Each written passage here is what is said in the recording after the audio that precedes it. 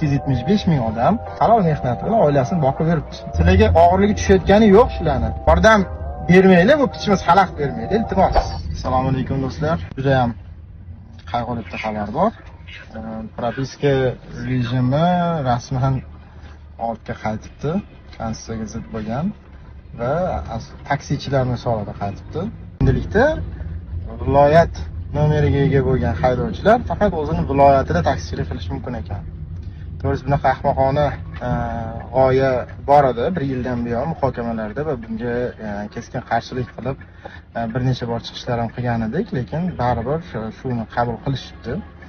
Ilgari qanaqa edi? Masalan, aytaylik, Surxondaryo viloyatida doimiy propiskada bor va nomeri 75 bo'lgan haydovchilar demak, taksichilik faoliyati bilan shug'ullanadigan hudud sifatida kartochkaga Toshkentni bemalol belgilab, Toshkentda taksichilik qilish mumkin bo'lardi. Endilikda agar 75 nomer bo'lsa, demak, faqat sen Surxondaryoda taksichilik qila olasan. Hattoki, misol uchun, Samarqand, Sirdaryoda ham taksichilik qila olmaysan degan bitta qoidani qabul qilishdi. Bu juda ham ahmoqona.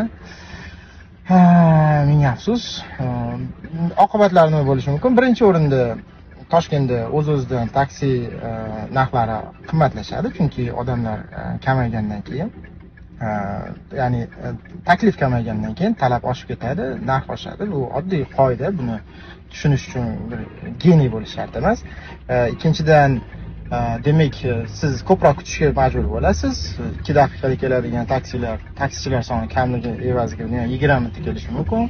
Uchinchidan, noqonuniy, ya'ni agregatorlarga ulanmasdan noqonuniy taksichilik bilan shug'ullanadiganlar ko'payadi. Bu aniq, chunki kim viloyatiga ketadi? Shu agar shunaqa aql bilan qabul qilgan bo'lsa, mas'ullar shularni xon sanab, ya'ni biz hozir qaror qabul qilsak, hamma uyiga ketadi va Toshkentda tirbandlikdan oldini olamiz degan bir fikrga borib, agar shu qarorni qabul qilgan bo'lsa, shularni xon sanash bunaqa bo'lmaydi. Faqat o'sha avvalgidek, eski davrlardagidek qo'l ko'tarib ko'chada bemalol taksi to'xtatishingiz mumkin bo'ladi. Shu rivojlanib ketadi.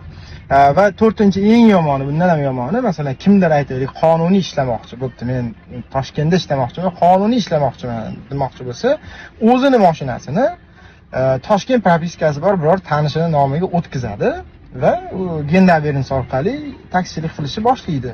Lekin xudo ko'rsatmasin, anavi tanishi istalgan payti borishingni qil desa, mashinasi qolib ketadi va bunaqangi muammolar, nizolar ko'payadi, mulkiy nizolar. 1-may holatiga 2025-yil 1-may holatiga 775 ming nafar o'zini o'zi band qilgan taksichilar faoliyat yurityapti. Ya'ni 775 ming odam davlatga tushamal bo'lmasdan, davlatdan bir narsa talab qilmasdan, o'zini o'zi halol mehnati bilan oilasini boqib yuribdi. Birovga teginayotgani yo'q, birovdan bir narsa talab qilayotgani yo'q, qani ish o'rni yaratib ber deyotgani yo'q.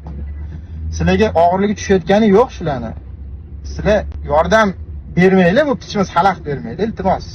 Xalaqit bermaylik, o'zini o'zi band qilib oilasini halol mehnat bilan boqib yurgan insonlarga xalaqit bermaylar, joningizga sog' bo'lsin, iltimos sizlardan. Umid qilamiz, to'g'rilab qolishar, o'zgartirib qolishar.